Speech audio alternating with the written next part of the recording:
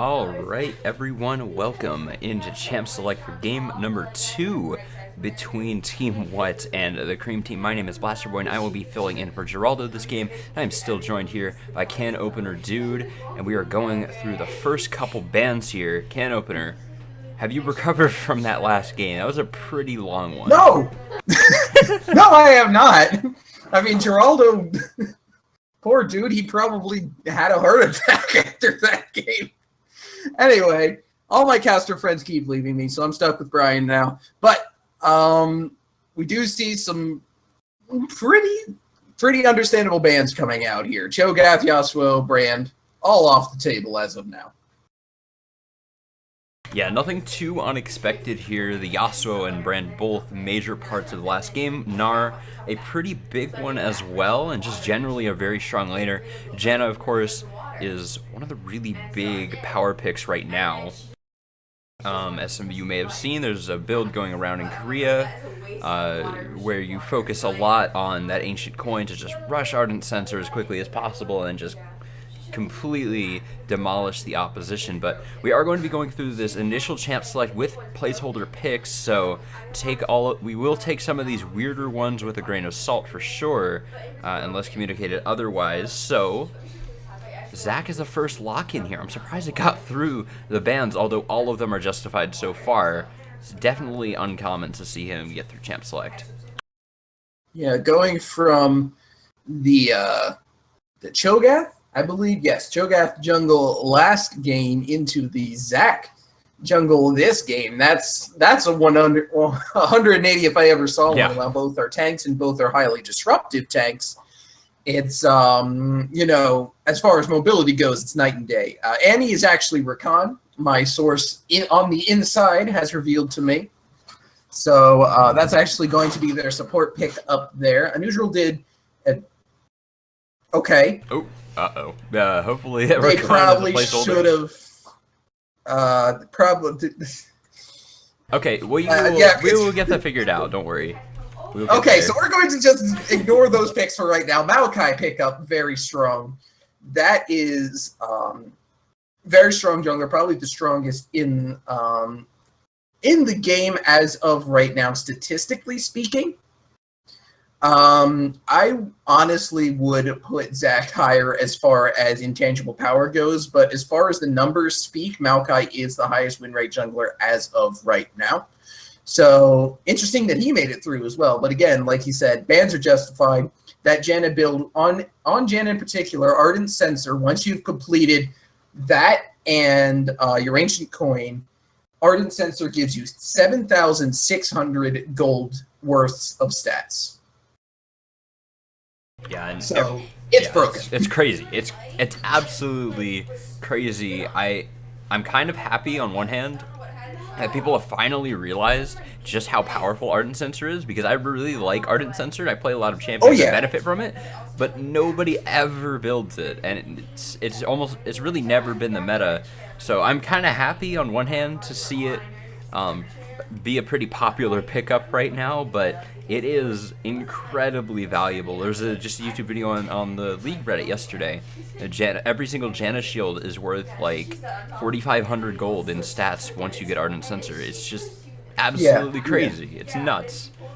That's actually where I based my 7,000 gold number off of. I did some additional research into that, but some additional bans coming out here: the Twitch, the MF. Whatever. Renekton coming out as a ban against the scene. He is an extraordinarily forward-playing and aggressive top laner, so banning out the Renekton against him is very good. Banning out the Fiora, well, I mean, Jen wasn't necessarily very aggressive at any point in the game, but, Fiora is still pretty strong, so get that out of the way. Don't die in vain getting Caitlyn. I'm interested to see this. He did amazing work on Jhin in that last game. So I'm interested to see how he plays Caitlyn, who has a similar stand in the back and shoot people kind of style, but with a different kind of kit around it. And the Jinx comes in to counter that.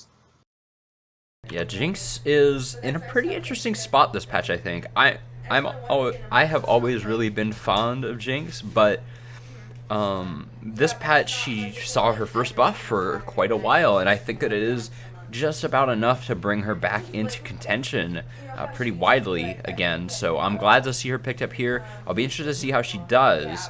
And we are going to hop out of this champ select in just a moment, and we will get these placeholders corrected so everybody can get their desired picks. Here we go. And we should be back into that in just a moment. But in the meantime, I will throw it over to some music for a couple seconds so that you aren't completely bored and we don't have to talk about things that we can't see.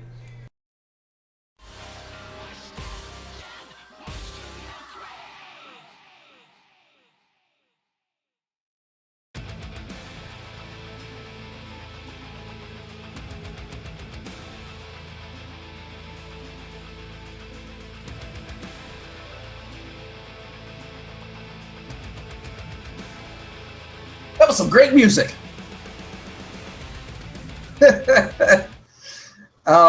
We're back. Yes, we are back. We have discovered that the Rakan, the Annie was a placeholder for the Rakan, and Rakan was a placeholder for Bard, which was entirely unnecessary and intentionally confusing. And Eli, you should feel ashamed of yourself for allowing this to happen. I'm going to blame that entirely on you, even though it wasn't your team. Well, okay. in any case, we are back into picks and bans. We will be seeing repeat bans. There are no placeholder bans or any nonsense this time. So all those bans will be repeated. Hopefully we'll fly through those pretty quickly. And we will see those proper picks come through in order. So just bear with us for a moment while we see the same thing over again.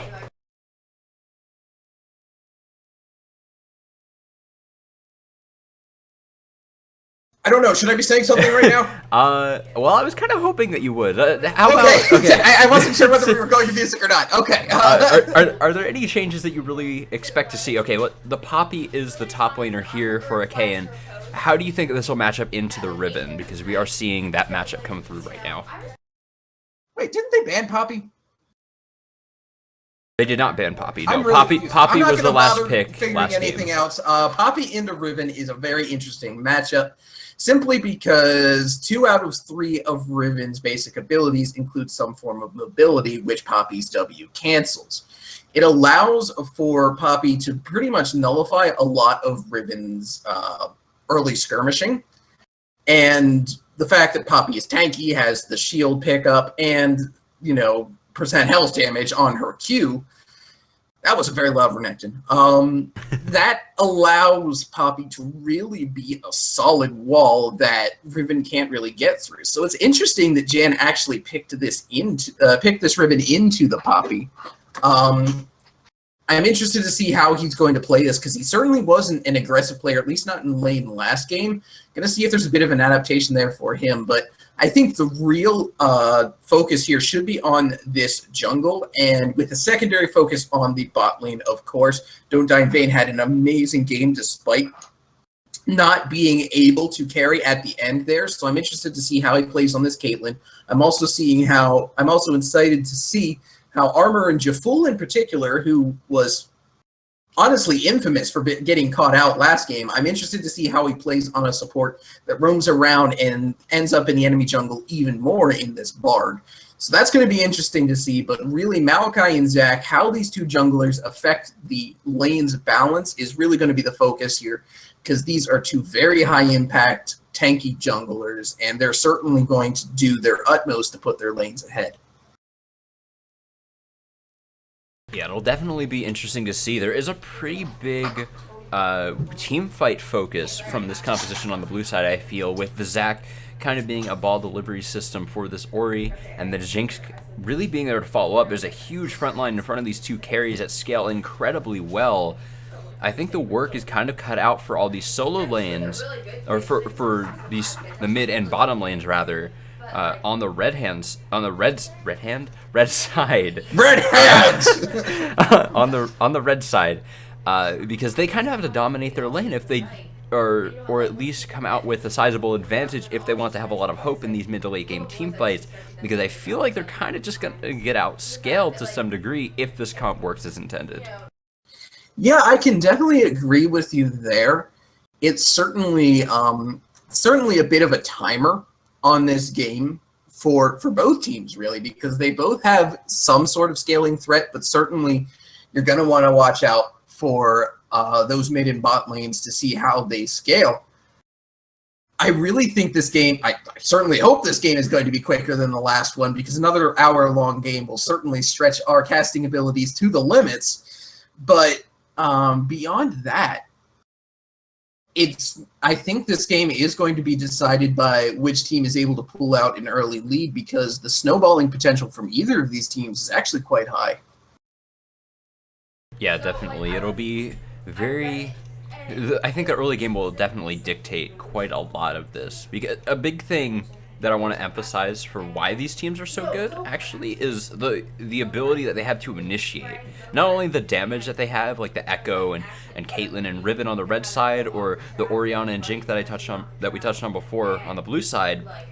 Not only do those carries make a really big difference in how well your team scales, but also being able to snowball the game by being able to call the shots with initiations, I think is really, really important. And Zach and Maokai alone both stimulate that quite a lot, and Bard and Rakan can both be secondary. Poppy can also help out on the blue side as well. There's a lot of options for both of these teams if either of them get rolling. Yeah, it is very, very important to play proactively as opposed to reactively in this kind of a situation. You want to be able to be the one making the plays, not the one reacting to the plays that your opponent makes. So it's going to be, the onus is going to be on the initiators and the shot callers in particular, whoever they are for these two particular teams, to be able to say, yes, let's go in on this, let's commit to this fight.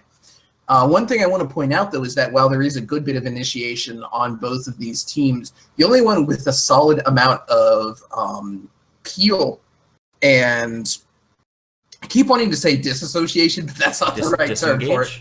Disengage. There you go. Yeah, that one. The only one with a significant amount of disengage is blue team, Team Cream here with this Poppy. Being able to use that Keeper's Verdict to completely nullify an entire team fight is something that Team Watt does not have. So if it comes down to, oh crap, this team fight isn't going our way, Team Cream is going to have a much better way of getting out of that than Team Watt will. Yeah, well, these are all great things to keep in mind, but none of it matters until we see how it unfolds on the Rift. And now the spectator relay's gone. Hooray! Hooray! Up to right now. We will be going to some music, and we will be right back, guys. Guys, I think I lost Brian.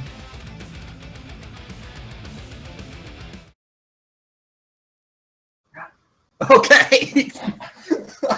Oh God, not again. I can't handle this responsibility. Okay, well let's I think we're gonna go into game now, so that could be a thing. We'll see it all in game, I guess.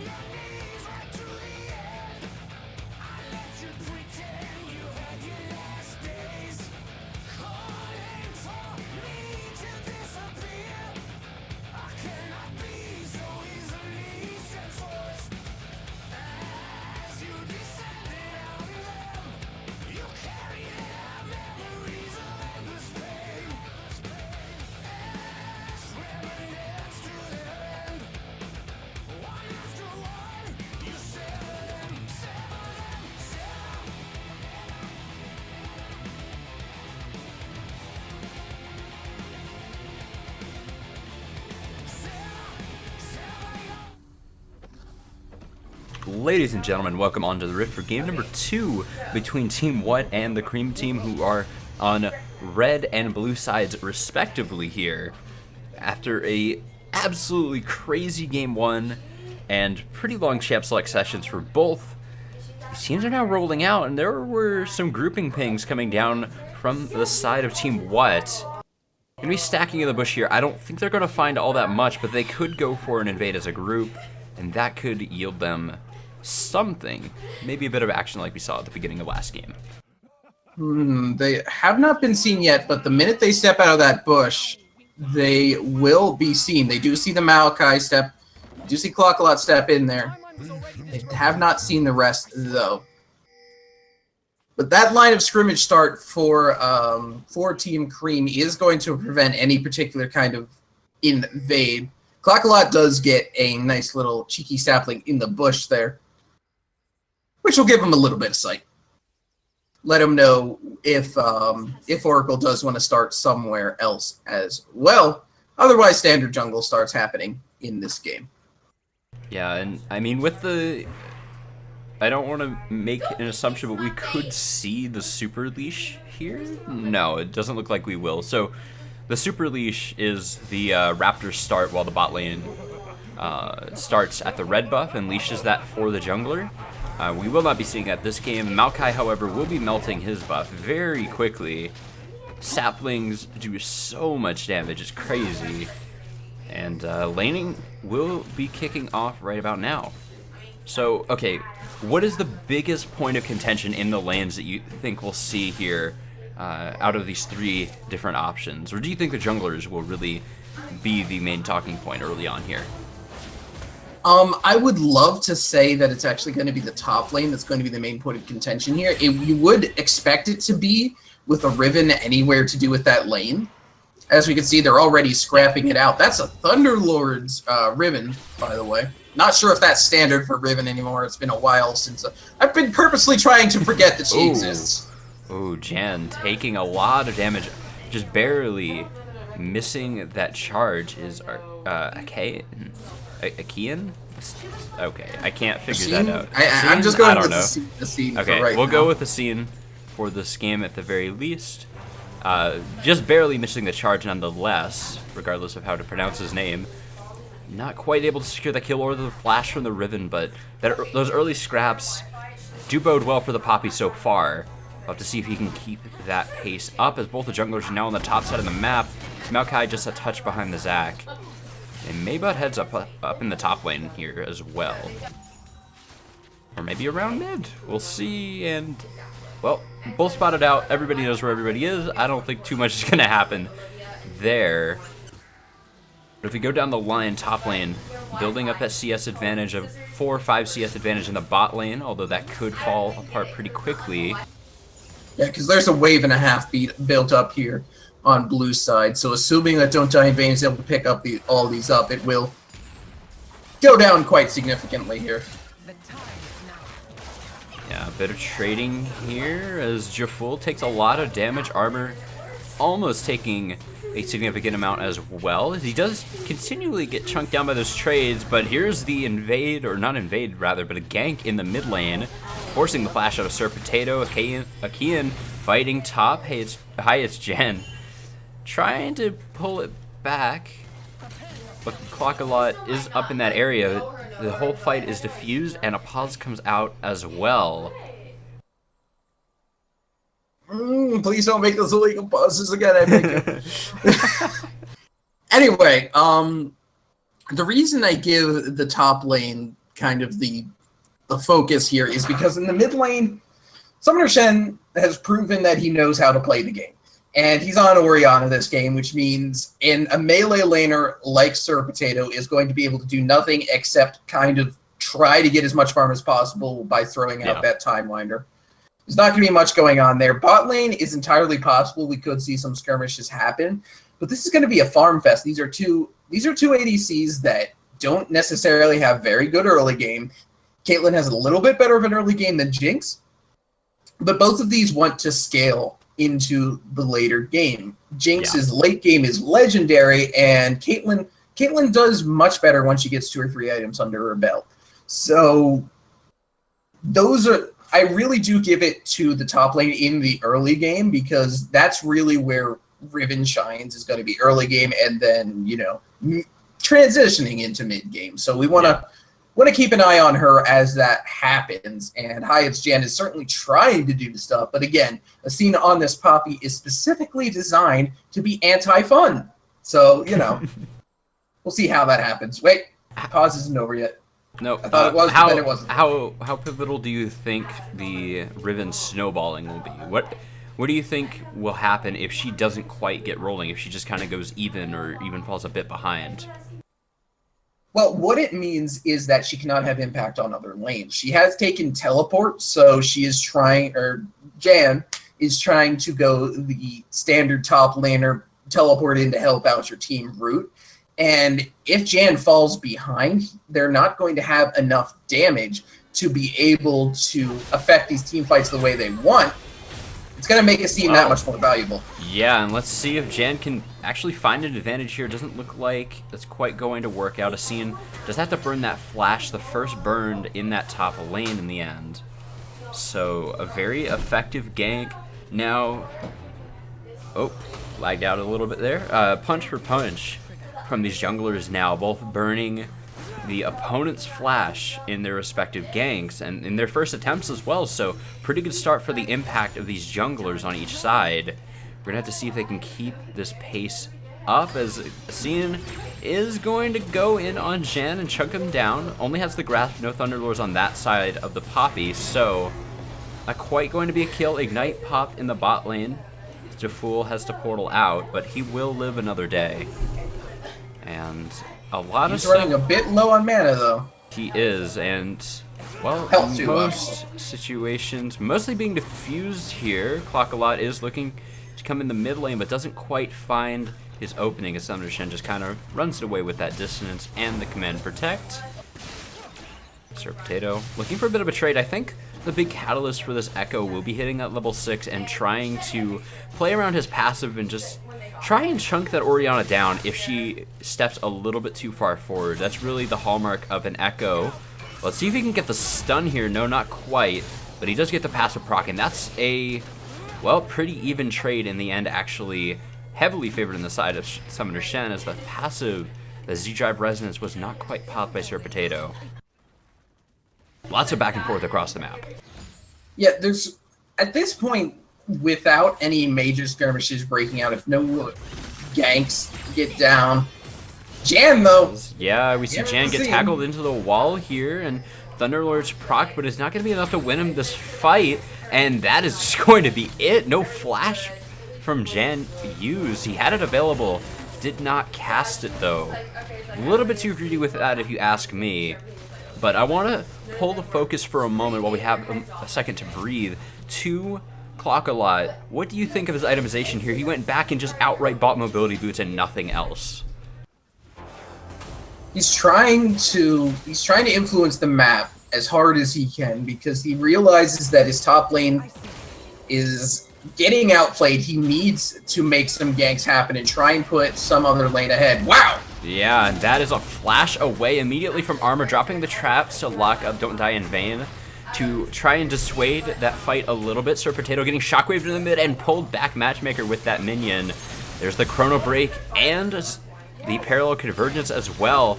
There's going to be enough to chunk down Oracle, but not quite take him out. Hey, it's Jan. W is down by Asine here. Going for the fight up top, but not quite 6, so isn't confident in having that execute.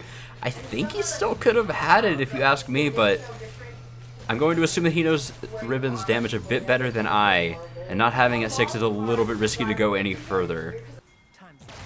So, good reservations from Jan, I would say.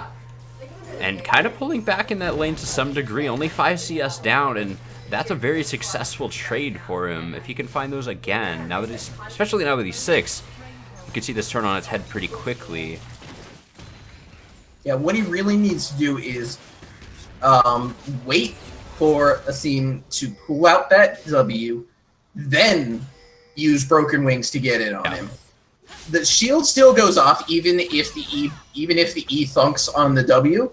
Yeah. So use your E to bait out the W, then go in with Broken Wings once the E is down. You can get some good damage off there, a Thunderlord's proc, and if you're able to animation cancel the casting of the ult, you might even be able to get a Wind Scar in. Yeah, definitely. Wind Slash, not Wind Scar. Wind Scar is Inuyasha. Yeah, you know what I meant. yeah. Whatever it's called. It's Wind Slash, Wind Scar. No, it is Wind Slash. You got there, and well, speaking of getting there, the mid and jungle of the, well, Team What might be getting down bottom right now. Here come the roots through a little bit too late, however, and Sir Potato gets the assist on that. Clockalot actually didn't get anything there. He just got local experience for being near that kill onto Jaful, who did go down in the 4-man roam, and now, well, I thought the dragon would be focused, but it is not the case. Clockalot looking for a bit of an invade, maybe a steal or two, but just settles for a ward. There's no dragon focus here quite yet. We will likely see that. They're worried about the pressure that Oracle can have on this. Zac, he is level 6, and he has Smite and the Elastic Slingshot available. That is very, very important. You need to watch out for him because he can Slingshot right over the pit and never even have to touch it. Yeah. And there's some of the damage I was hyping up a bit before from Sir Potato, hitting as he drive Resonance proc onto Summoner Shen, checking him down to about 60 to 70% health there. So pretty effective. Highest Jan going for the fight in the top lane, looking to turn this around. There's the Wind Slash, but the Keeper's Verdict as well to turn it back around. Potentially Clockalot flashes in and does not quite get that root in with his W. And he's not able to execute on that flash, but it is 2 for 1 in the favor of the blue team. Fool's gonna get caught out here. Yeah, he is a little bit caught, but just barely escapes with that magical journey.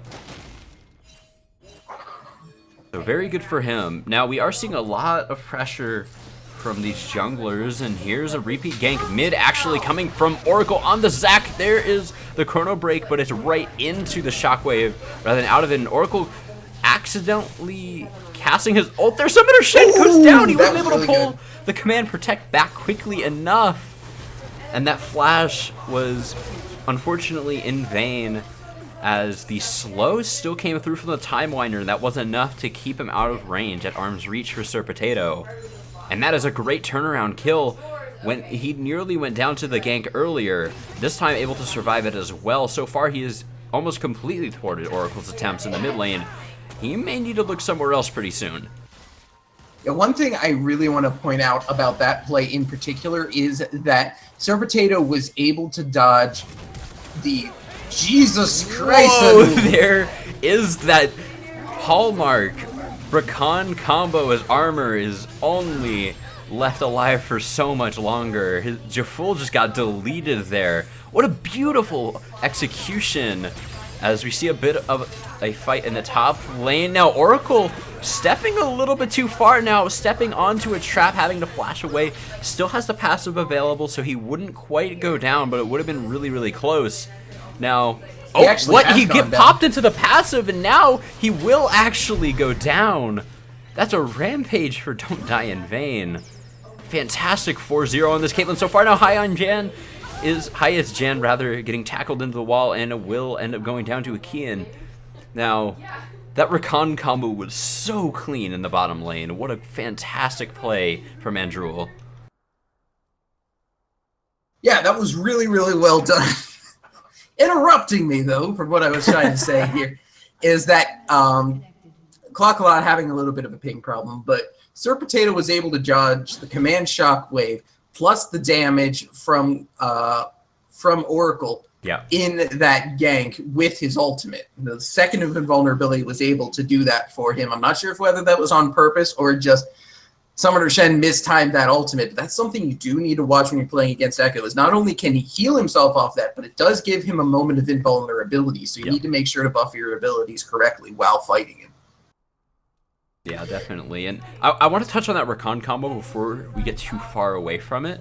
For those of you that don't know, you can animation cancel Rakan's W with his R. So what we saw there was a flash comboed with the W to animation cancel that movement time, and also extend the range, and his ultimate at the same time, so that there was no cast time on his ulti or his W, and when he goes for that knockup, he hits the charm initially, then lands the knockup and the ignite from ridiculously long range. That was perfect execution from Andrewel. Again, I want to emphasize that, but right now we are seeing a bit of a reset here. Do you think this dragon will be a big focus pretty soon? We are seeing some pings on it.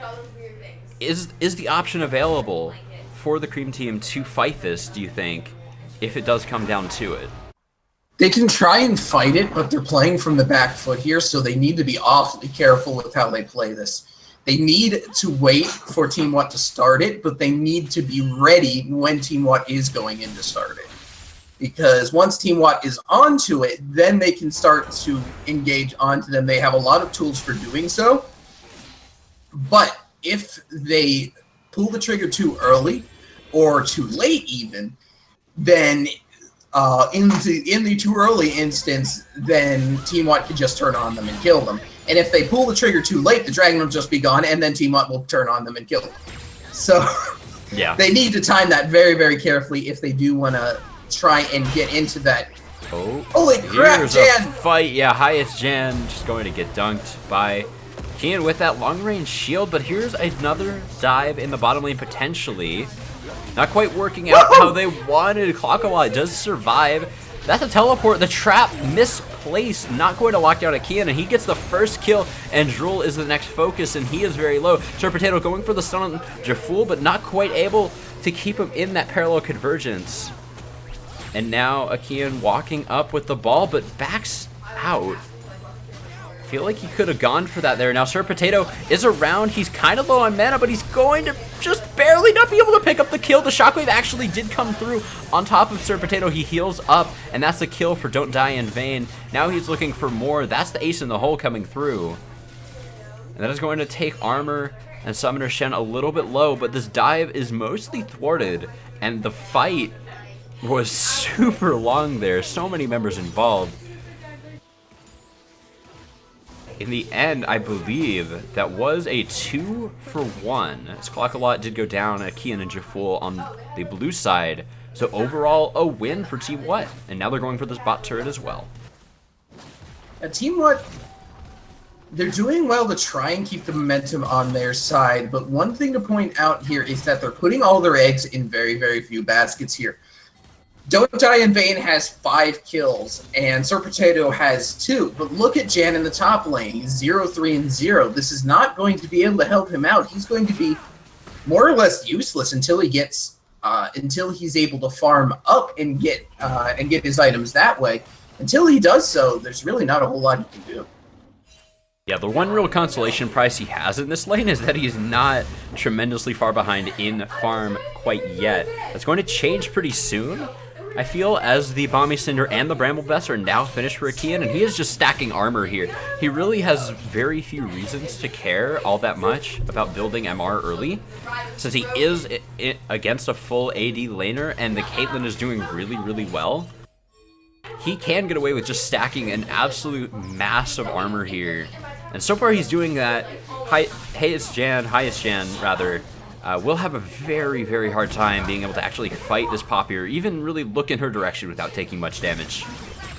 Now, Clockalot looking for the turn on this fight while Sir Potato is fighting in the mid, and Drool coming in, and that is the combo once more with the ult W. That is going to be enough to take down Summoner Shen. Drool secures the kill. Sir Potato looking for a bit more on Oracle, but not quite having the range to do so. We'll just decide to back off. What a great roam from Drool this time. One thing that's pretty interesting, that E, had it been up a second earlier, he would have been able to use the blink part of it to follow. Yeah. Okay, yeah, now here's another roam down by Drool. Sir Potato is here as well. He doesn't quite have his ulti, however, so he will not be comfortable going for that dive. They just back off. They're comfortable with that. They're content with that. And now they're going to be going for that turret. Highest Jan has to fight for his right to the turret here, as Clockalot has something to say as well, and Akian overstepping his bounds a little bit. Oracle approaches the bot lane just to help his team out as best he can to keep that turret alive if possible. This top laner has died on the opposite side, and this is a good way to turn it around. Now Sir Potato still hanging out in this bottom lane. They're going to go for armor. He's not quite going to be able to get the kill, but there's the ace in the hole, just barely blocked by Jaful, and flash from Oracle as well. There's Drool going in for the kill, and Drool killed Jaful. Where's the heal, Vayne? And Caitlyn? Yeah, no heal rather, from Don't Die in Vain. Just a bit too far back, unfortunately. absolute crazy turn of events, but that is first brick going to the duo lane of Don't Die in Vain and Amdrul on the side of Team What? 17 minutes in. That is one of the latest first turrets that I've seen in a while, I think. Now they're looking for this dragon as well. Nope, never mind, just kidding. Take the dragon! It's a mountain dragon, it's good! It's not a cloud drake. We don't have to argue about if it's good or not. It's mountain. It's good. You can get it. Yeah, really hard to argue with Mountain Drake definitely being worth it, especially with the team with a Caitlyn. You're going to be sieging. You will be sieging at some point or another, and it makes all future dragons easier to take very significantly. And when Droll looking for another gank in the mid, there's that flawless combo one more time, but is not quite enough to get the kill as both the Flash and Barrier are burned from Summoner Shen. But this is a big siege, 4 men in the mid. They're looking for this turret. See, if you had the Mountain Drake, this would have been so much easier.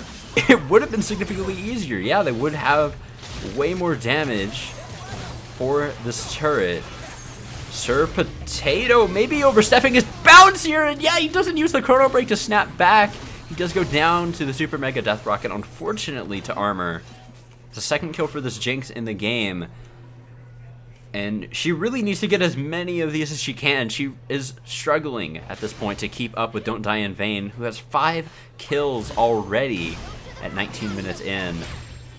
And it's only going to get harder from here. Hyatt's Jan now taking a beating in the top lane, rather. Is he trying to juke auto attacks? Because he's trying to juke something. I'm not sure exactly what he's trying to juke. Maybe the Poppy Q, but I don't know. It looked like he was trying to juke auto attacks, and it looked like he almost did somehow. So like, I'm not sure. Oh, now there's the Broken Wings canceled one more time. Akian diving in. He's got to respect this turret, though. He can't completely just YOLO dive Hyatt's Jan in every situation. In this case, with this low health, I think he probably could pretty comfortably, but it still would be a bit dicey. That was a little bit of a weird gank in the mid lane, but it does work out. There's the charm, knock up root, everything onto Oracle, who no longer has his ultimate. No more or less bounce. That's a teleport coming in to make his Bloblets invincible. And that's a Temper Fate coming back in as well to lock it down. Clockalot, who will be falling to Akian, who flashes in and misses the Keeper's Verdict. And Drool and Don't Die in Vain now limping away. Maybe not quite limping, but definitely trying to escape. Yeah, definitely away. Maybe not limping, definitely away. Sir Potato with the flank a little bit earlier on, and the fight is diffused.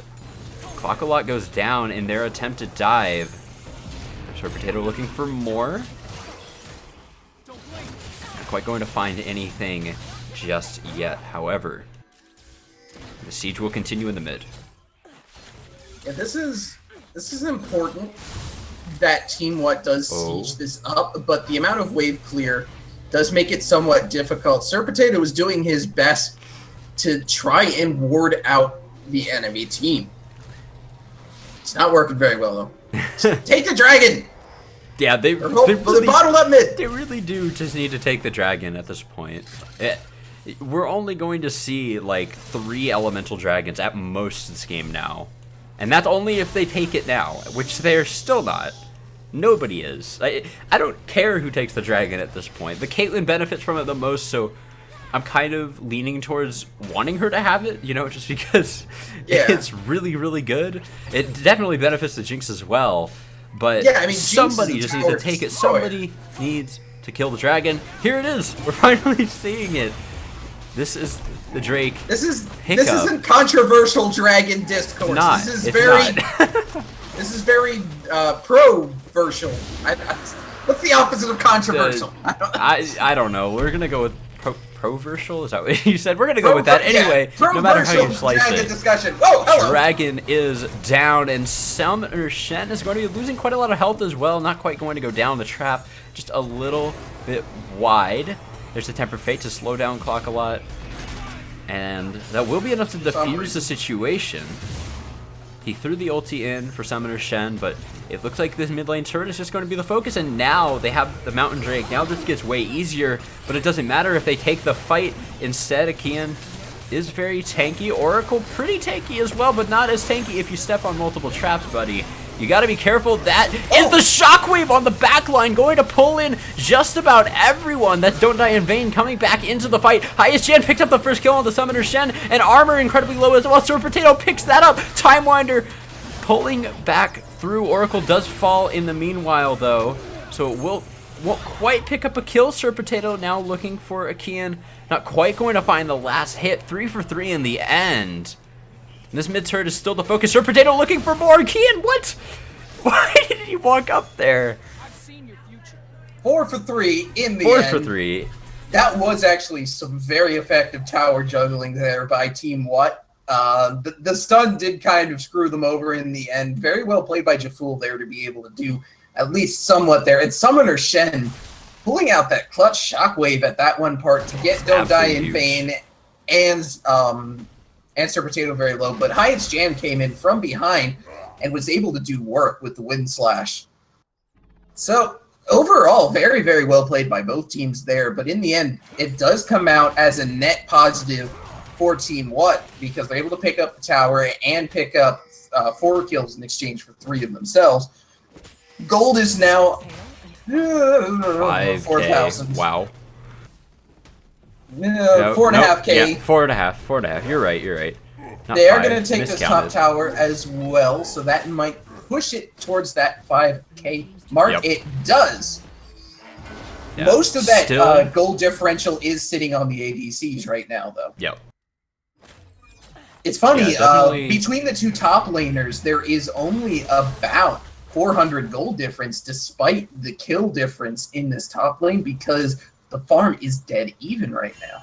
Yeah, and the turrets being picked up as well is making a huge difference. Now, Akian a bit caught out here. Sir Potato looking for a bit more. But if we look at the gold, specifically, you were just touching on the top laner, the ADC is definitely the largest deficit, the largest difference. 2,400 gold between Don't Die in Vain and Armor right now. And a sizable difference in the mid lane as well, about 1,700. So very significant. Sir Potato is absolutely crazy here. He didn't need to use that chrono break. If he didn't walk that direction, he would have been fine, but it does get him out in the end, so he doesn't lose his Magi stacks, which is what I was going to get to next, as he is playing incredibly aggressive on this Echo. Just looking for any potential openings, any potential kills or assists that he can find and get his hands on. He definitely wants them. Akian now finding Andrul, but maybe finding a little bit more than he bargained for. As Don't Die in Vain a little bit caught out. There's the roots coming through to lock down Jaful in the front line. Sir Potato doing respectable damage on the opposite side, and there's the Super Mega Death Rocket coming through again. Akian does go down. Oracle on the back side of the fight, but he is all alone. Don't Die in Vain is going to get caught by the shockwave, but Hyatt's Jan came around the backside and just mopped that whole thing up. Any loose ends now tied 5 for 1 in the favor of Team 1, and they're going to get this tier 2 mid. It's now 8,000 gold in favor of Team 1. A much more decisive fight than we saw any time in the last game. Don't Die in Vain doing good work here, but Sir Potato and Jan in particular showing up big in this game. Sir Potato did do work on the brand last game, but he seems so much more comfortable on this Echo. Sir Potato, obviously one near and dear to our hearts as a fellow caster, so I'm happy to see him doing well in this game. But Highest Jan has really come out of the laning phase and started to do good work. Like we saw last game, that he was very, very good at coming in and having big team fight ults with his Gnar. So he's doing something similar with this Riven. He's able to come in from behind and do a lot of damage. So while it's now a damage dealer as opposed to a CC tank, he's still doing that same sort of playstyle. Oh no, Armor caught out in the mid lane by Andrul and Clockalot. That's the ult coming through from the Rakan, and nobody's going to steal that away this time. Don't Die in Vain actually does get it. Andrul, he stole a couple kills last game, if I'm recalling correctly. He stole a kill or two this game, or secured rather. Does not take that one away. very good gold distribution now. A lot of the focus is on Don't Die in Vain for sure, monetarily, but they are making sure that he does continue to get the money so that this lead that he has right now continues to snowball and continues to grow out of control so that he can be the big carry that he probably does need to be in some of these fights. Not everything can be perfect when both of your carries surviving. Not every single fight. But Highest Jan, I have to applaud his continued impact in this game in spite of his early laning issues. Sir Potato, this is a really, really risky teleport. He's going to get pulled right into the enemy team with the Let's Bounce. I don't know why he went for that, honestly. And now this is going to have to be a disengage, a step back from Team What, but maybe one step too far forward from Armor. Oh, Don't Die in Vain going to get locked up, but knocked up and charmed is Oracle in the end. Don't Die in Vain one-shotting Jaful from half health. His Armor just barely able to limp out of there with the help of that Summoner heal. A fairly close fight, closer than it should have been. Honestly, Sir Potato does not need to go for that teleport in my opinion. Now onto the Dragon for Team What.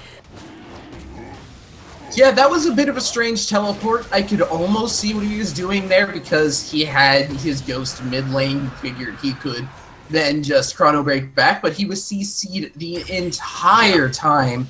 Well done being able to CC chain by Team Cream there, but they do end up losing one, almost two, I think, in return there. Nearly two. Oracle gonna get his red buff stolen away. And one thing I did want to point out here, we see Don't Die in Vain. His score line has been so impressive. He has one death so far this game. He had, I believe, 3 total last game. So far he's looking amazing on the KDA stats. But you know we gotta calm down a little bit because KDA isn't everything. You know, we've seen it on Reckless. We've seen it on Jensen. Is Don't Die in Vain the new KDA player? Maybe not the new one, but KDA player of L5s at the very least. This isn't something you just pick up when you start playing on a stream. You know, it's something that you just always you feel it. It's a way of life. Exactly. But now, I mean, you're a KDA player that time. A bit of a crazy one, if I remember the past few show matches, but yeah, so now it looks like there's going to be some posturing around Baron. Oh, yeah. What Watt wants to do here is they want to try and force Team Cream to come to them. They're going to want to try and set up some form of a murder bush. They don't necessarily want to start Baron yet, just because of the amount of pressure Oracle can put on with his engage. And he makes an excellent ball delivery service for Summoner Shen. We haven't seen that particular synergy yet this game, but it is tremendous. So we want to... Whoa! Hello! Okay, that is an engage from Andrul and Clockalide. I don't think we're going to see that ball delivery service this game. If this Ori continues to die, that was just an absolutely crazy engage. Yeah, great Tempered Fate. Armor is the focus, though, and he's locked up all alone under tower. Oracle launching himself back in. Sir Potato arrives. Venn diagram of just about everything as this top tier 2 now falls. The push is coming through. And with 4 items already under his belt, Don't Die in Vain is just going to shred this turret. Red buff is a bit of a bonus as well. Can't forget that Mountain Drake that we emphasized so much earlier.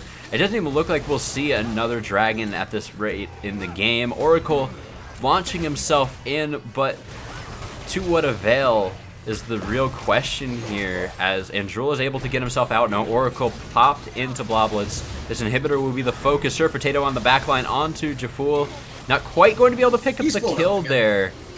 He burns his ulti to get back out, but then launches himself right back into the fire. And he will end up going down. 2 inhibitors is the cost at the foot of the bill for the Cream team, though.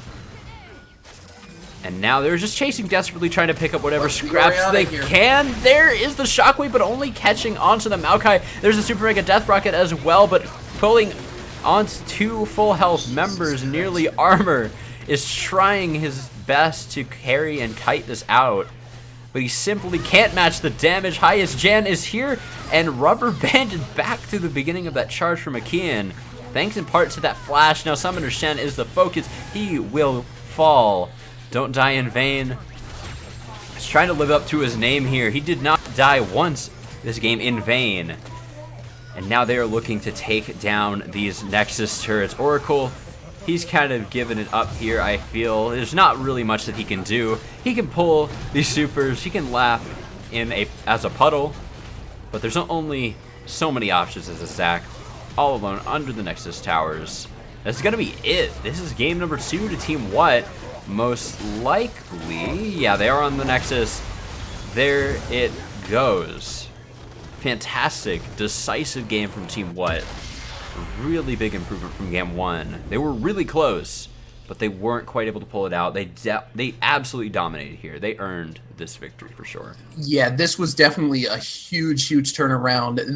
They buckled down, and their problems in game 1 stemmed from them not being able to capitalize on the advances that they had. They picked up so many Barons, they picked up so many Dragons, but they did not capitalize. This game, they took something every time they took a lead. It's almost Cloud9 in a way, that they were always able to get something more, pulling more and more out of Team Cream as they advanced through this game.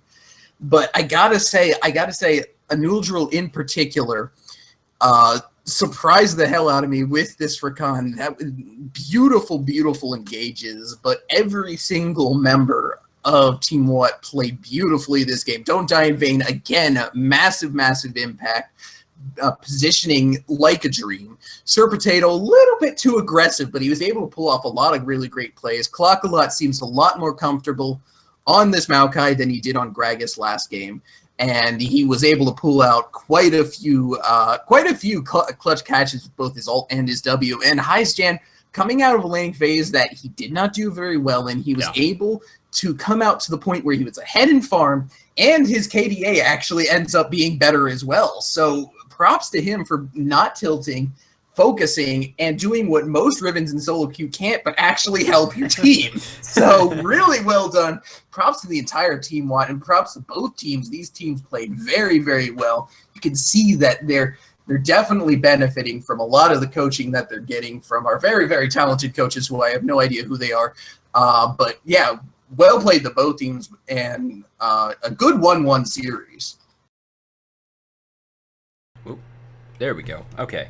Yeah, definitely agree with you there. What a fantastic series from both of these teams. Guys, thank you all so much for watching and coming and hanging out, and congratulations to both the teams and their coaches and the players and everyone involved. I hope you all did enjoy. If you did, be sure to hit the follow on the stream up to the top right hand corner. If you'd like to join the Learning Fives community, feel free to follow us on Twitter for any updates, and also go ahead and join our Discord if you want to get plugged right into the community directly. That is the heart of it. That's where everything runs. If you want to get involved with the team next session, that is the place to be. If you missed any of these matches, they are going to be up on this Twitch channel. They're actually up on this Twitch channel right now. You can go ahead and check those VODs. They'll be up on our YouTube channel in the next few hours. The YouTube is linked on both our Twitter and Discord channels as well. So, with all of that said, once again, thank you all so much for watching. My name has been Blasterboy. This has been Can Opener Dude. Shout out to Geraldo, who absolutely killed it earlier and fell off the face of the earth afterwards. 60 minutes, I don't blame him. But I mean, I hardly talked that game, so. But again, with all of that said, guys, thanks for watching. We will see you back here, same time, same place, tomorrow night, 9 p.m. Eastern Standard Time, or Daylight Savings, whatever the time zone is called. Yeah, same time, same place tomorrow night. We'll see you back here then. Thanks for watching.